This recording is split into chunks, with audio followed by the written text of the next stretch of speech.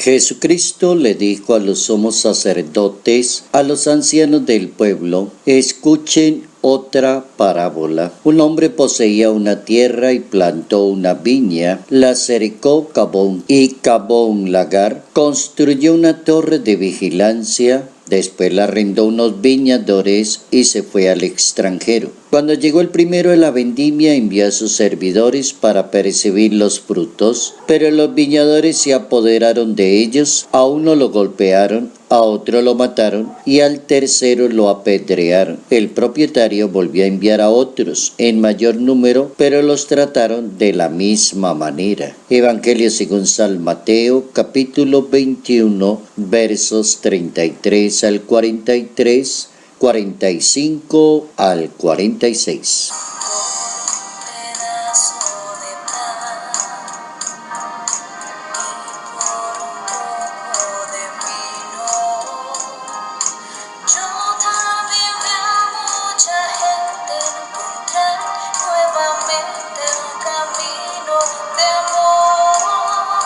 El Hijo de Dios responde a la inquietud del mundo judío al interrogarlo sobre la autoridad de él sobre el mundo y sobre la creación. ¿Con qué autoridad haces esto? ¿De dónde te nace la autoridad? El descarte del Hijo de Dios provoca una serie de confusiones y malos comportamientos. De ahí viene la parábola de los viñadores. Notas amables a la palabra de Dios. Hoy viernes 22 de marzo, año 2019.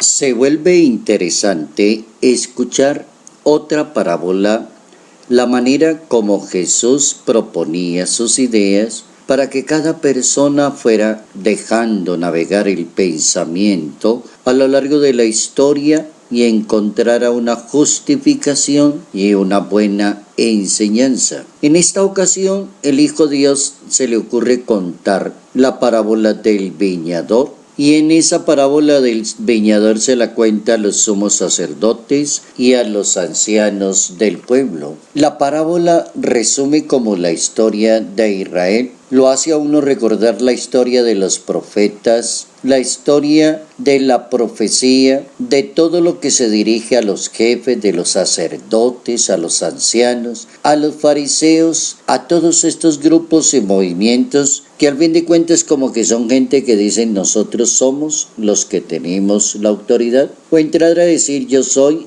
el que tengo la última palabra, o más exagerado, sobre mí reposa lo que se debe hacer y nadie más puede opinar. En esa confusión de ideas y en ese mundanismo y en esa manera tan particular, tan terrenal de pensar, aparece esta parábola para dar ciertas aclaraciones a la manera de pensar y de actuar de cada persona. Una persona puede ubicarse dentro de la iglesia y creerse el dueño de la iglesia, y eso no es nada lejano. Una persona puede creer que ella es la única que puede realizar cierto apostolado. Otra persona puede pensar, sin mí no pueden hacer eso, o sin mi presencia no se puede llevar adelante esas cosas. Tentaciones que se sienten hoy en día, 21 siglos de experiencia, que también se ven reflejadas en la Sagrada Escritura y se ven reflejadas allí para darnos una buena insinuación, una buena respuesta sobre el origen de la autoridad.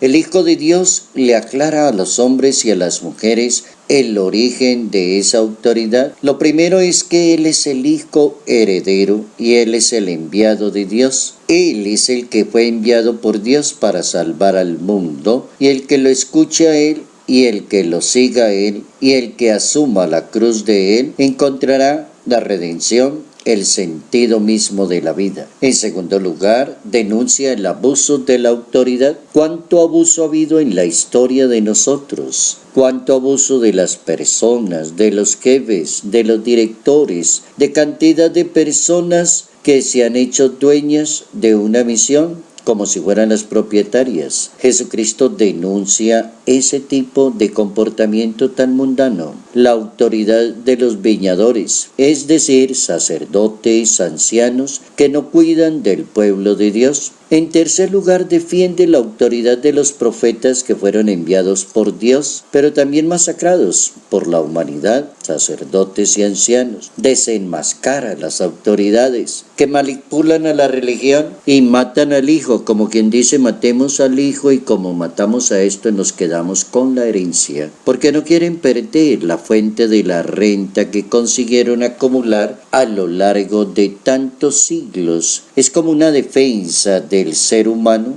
ante las cosas materiales, ante las cosas mundanas, ante el orgullo, la vanidad, la prepotencia. No quieren perder. Esa es una escena dentro de esa parábola de los viñadores que nos da grandes enseñanzas, cómo nuestra vida estaría mejor enrutada en el servicio, en el desapego, en la disponibilidad. Un apostolado que se hace muy fecundo cuando yo pienso más en que la obra es de Dios y no es de los hombres, que las cosas las dirige son Dios, la sabiduría de cada persona depende de Dios. Termina la parábola dando una sentencia. Jesús pregunta cuando venga el dueño de la viña, ¿qué hará con estas personas? A eso le dará muerte y arrendará la viña a otros para que paguen el fruto a su tiempo. El Papa Francisco, como de costumbre, muy sabio en sus intervenciones, y ya en esta ocasión, en el mes de junio del año 2015, el Papa, hablando de la parábola de la viña, dice que los profetas, los hombres de Dios que han hablado al pueblo, que no fueron escuchados, fueron descartados y serán su gloria. Dice el Papa Francisco que el Hijo de Dios, el último enviado, fue precisamente descartado, juzgado, no escuchado y asesinado, y se convirtió en la piedra angular. Esa es una historia bien interesante que plantea el Papa en su homilía en la Casa Santa Marta, y la denomina el Santo Padre como una historia de fracasos que termina con el gran don de Dios, que del descarte saca la salvación,